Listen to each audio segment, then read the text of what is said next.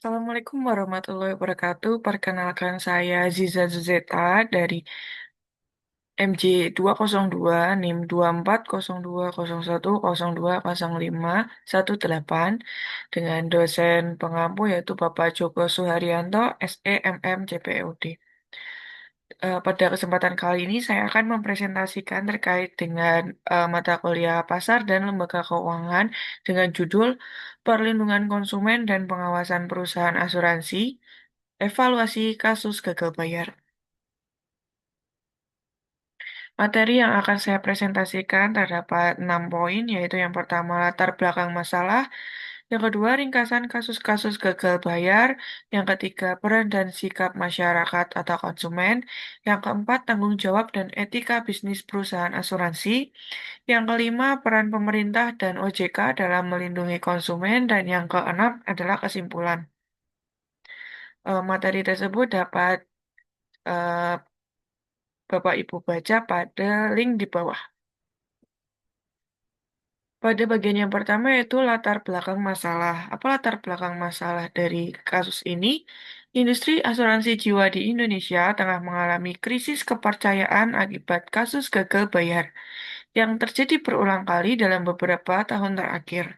Beberapa perusahaan asuransi besar seperti Jiwasraya, Nawa Arta, Life, dan Bumi Putra gagal memenuhi kewajiban pembayaran kepada nasabah, menyebabkan kerugian finansial yang sangat besar. Kondisi ini menunjukkan lemahnya pengawasan internal perusahaan dan eksternal dari otoritas, serta rendahnya literasi konsumen terhadap produk asuransi yang kompleks. Situasi tersebut menuntut adanya evaluasi menyeluruh terhadap peran masing-masing aktor, konsumen, perusahaan asuransi, dan pemerintah atau OJK. Ringkasan kasus-kasus gagal bayar. Yang pertama ada PT Asuransi Jiwasraya. PT tersebut menanggung utang sebesar 12,4 triliun kepada 17.000 nasabah. Terungkap bahwa investasi ditempatkan pada saham-saham berisiko tinggi. RBC atau Risk Based Capital, perusahaan sempat menyentuh angka negatif 805%. Yang kedua yaitu Nawa Arta Life, tidak mampu membayar manfaat polis investasi. Dicabut izinnya oleh OJK pada Desember 2022 karena ekuitas negatif dan ketidakpatuhan terhadap aturan. Kemudian tunggakan klaim mencapai 15,8 triliun.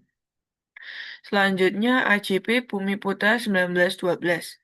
Perusahaan asuransi mutual tertua di Indonesia mengalami defisit keuangan besar dengan RBC minus 628%, tidak mampu membayar klaim senilai lebih dari 31 triliun.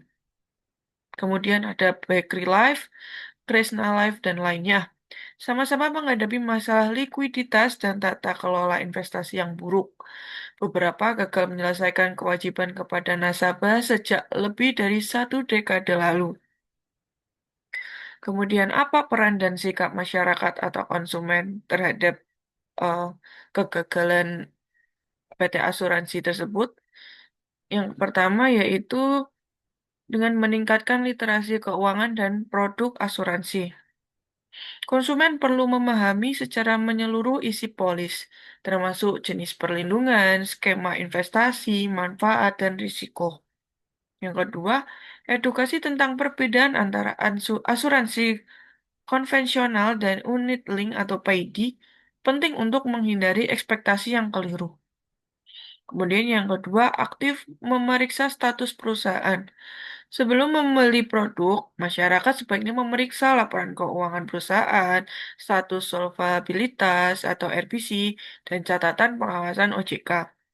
Yang ketiga, berani bertanya dan mendokumentasikan. Konsumen harus kritis terhadap penjelasan agen, memastikan informasi tertulis dan bukan sekedar janji lisan. Seluruh komunikasi penting sebaiknya didokumentasikan sebagai bukti bila terjadi sengketa. Yang keempat yaitu menggunakan jalur pengaduan yang tersedia. Jika menemukan ketidaksesuaian, konsumen dapat mengadukan ke OJK dan lembaga alternatif penyelesaian sengketa sektor jasa keuangan. Jangan diam ketika hak tidak dipenuhi. Kemudian tanggung jawab dan etika bisnis dari perusahaan asuransi. Yang pertama, menjaga tata kelola yang baik atau good governance. Perusahaan harus memiliki sistem manajemen risiko yang kuat dan akuntabilitas yang jelas terhadap pemegang polis. Yang kedua, pengelolaan dana yang prudent dan transparan. Dana nasabah harus dikelola secara konservatif sesuai regulasi OJK, bukan ditempatkan dalam instrumen spekulatif demi imbal hasil tinggi. Kemudian yang ketiga, pemenuhan rasio solvabilitas atau RBC. Menurut OJK, RBC minimal adalah 120%. Perusahaan wajib menjaga agar tidak turun di bawah ambang ini. Yang keempat yaitu responsif dalam menyelesaikan klaim dan keluhan. Penanganan klaim yang cepat dan adil mencerminkan komitmen perusahaan terhadap nasabah. Perusahaan tidak boleh lepas tangan dan menyalahkan kondisi pasar semata. Yang kelima yaitu transparansi laporan keuangan dan kinerja investasi. Laporan keuangan harus diaudit dan dipublikasikan secara berkala.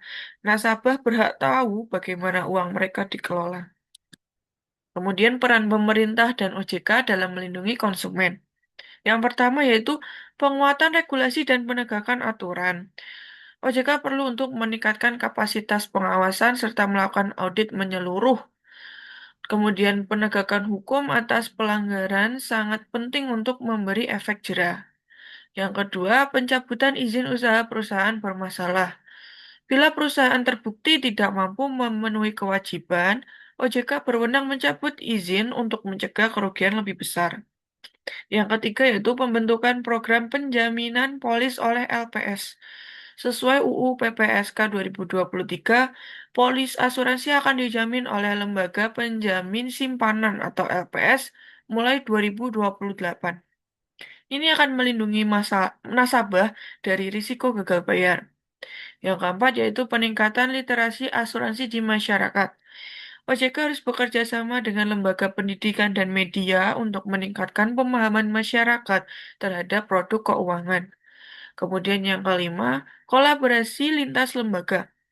Sinergi antar OJK, LPS, Kementerian Keuangan, dan DPR diperlukan untuk reformasi sistemik dalam industri asuransi. Kesimpulan yang dapat eh, kita ambil dari masalah ini yaitu kasus gagal bayar menjadi alarm keras bagi industri asuransi di Indonesia. Perlindungan konsumen tidak bisa hanya bertumbuh pada kepercayaan, tetapi harus dilindungi oleh sistem regulasi yang kuat. Diperlukan kolaborasi antara konsumen yang cerdas, pengusaha yang etis, dan pemerintah yang tegas dalam pengawasan. Dengan ekosistem yang sehat, industri asuransi dapat kembali dipercaya dan memberikan kontribusi nyata terhadap perekonomian nasional. Demikian yang dapat saya sampaikan. Terima kasih dan mohon maaf jika terdapat kesalahan. Wabillahi taufiq wal hidayah. Wassalamualaikum warahmatullahi wabarakatuh. Terima kasih.